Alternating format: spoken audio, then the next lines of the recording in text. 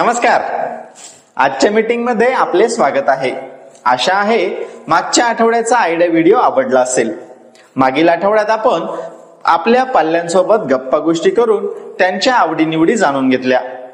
तसेच कुटुंबातील व्यक्तींची ओळख व नातेसंबंध समजून घेतले. ही कृती करतानाचे मुलांचे अनुभव, त्यांनी दिलेल्या प्रतिक्रिया तुमच्या गटात नक्की सांगा आणि पूर्ण केलेल्या कृतींचे फोटो काढून आपल्या माता पालक गटांवर पाठवा. चला आता ऐकूया एक मजेशीर गाणं. माकडाने काढलंय दुकान. एका माकडाने काढलंय दुकान. एका माकडाने काढलंय दुकान. आली गिऱ्हाईके छान छान. आली गिऱ्हाईके छान छान छान छान. एका माकडाने काढलंय दुकान. एका माकडाने काढलंय दुकान. ऐकलेले गाणे घरी जाऊन मुलांसोबत म्हणा किंवा तुम्हाला व मुलांना येत असणारी बडबड गीते म्हणा. आता वेळ झाली आहे पुढील कृतीची, जिचे नाव आहे पहा आणि चर्चा करा. आईने मुलाला माहित असलेल्या प्राण्यांची व पक्ष्यांची नावे विचारायची आहे. त्यातील मुलाला आवडणाऱ्या प्राण्यांबद्दल व पक्ष्यांबद्दल माहिती सांगायला लावायची आहे. प्राण्यांची व पक्ष्यांची ओळख करत असताना आईने मुलाला त्याच्याबद्दल माहिती सांगायची आहे.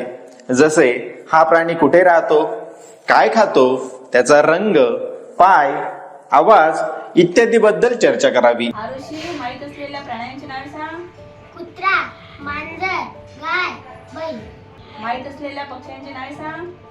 पोपट, कावळा, चिमणी, कोकिळा. तुला कोणता प्राणी आवडतो गाय. आणि का आवडतो? कारण गायला नाही का गाय दूध देते. पक्षी कोणता आवडतो? पोपट. सोबतच मुलाला काही पक्ष्यांची व प्राण्यांची नावे सांगून मुलाला यातील प्राणी कोणते आहेत व पक्षी कोणते आहेत हे ओळखायला सांगायचे आहे. या कृतीमुळे मुलांना प्राणी आणि पक्ष्यांची अधिक माहिती मिळण्यास मदत होईल. मुलांशी गप्पा मारल्याने त्यांचा भाषिक विकास होण्यास मदत होईल. तुमच्याकडे जर विविध प्राणी, पक्षी यांचे चित्र असतील तर त्या चित्रांच्या मदतीने देखील प्राणी व पक्षी कोणते ते ओळखण्यास सांगता येईल. चला तर मग आता वेळ आली आहे खेळाची, म्हणजे मिळून काही करूया या कृतीची. आता आपण खेळणार आहोत एक मजेशीर खेळ, ज्यासाठी लागेल एक पिशवी आणि काही लहान मोठ्या वस्तू. सगळ्या वस्तू त्या पिशवीत ठेवायच्या आहेत आणि मग डोळ्यांनी न पाहता फक्त स्पर्श करून त्या वस्तू ओळखायच्या आहेत. ज्याने सगळ्यात जास्त वस्तू ओळखल्या तो ठरेल विजेता.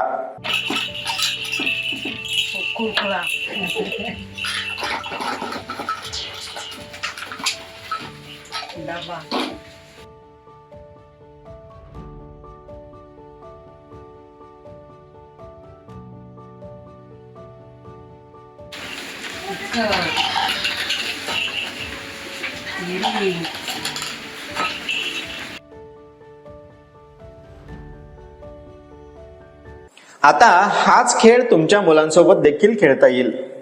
यासाठी काही वस्तू आधी मुलांना दाखवाव्यात आणि एका कापडी पिशवीत ठेवाव्यात. आता त्याला डोळे बंद करून पिशवीत हात घालून हातात आलेल्या वस्तूचे नाव सांगायला सांगावे आणि त्यानंतर ती वस्तू ओळखली का हे पाहण्यासाठी पिशवीतून बाहेर काढून दाखवण्यास सांगावे. वस्तू योग्य ओळखल्यास त्याचे कौतुक करावे आणि पुढील खेळासाठी पुन्हा वस्तू पिशवीत टाकावी.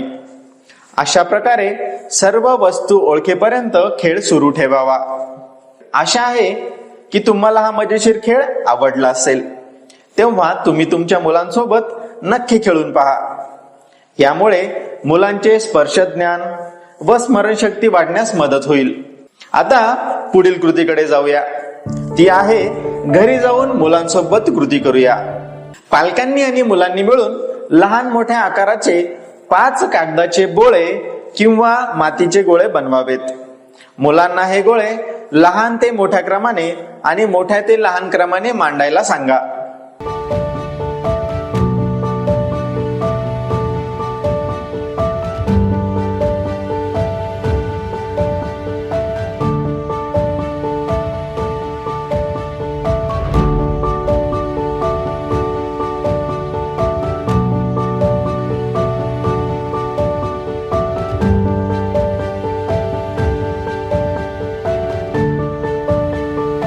ही कृती गटात चर्चा करून समजून घ्या आणि घरी मुलांकडून करून घ्या.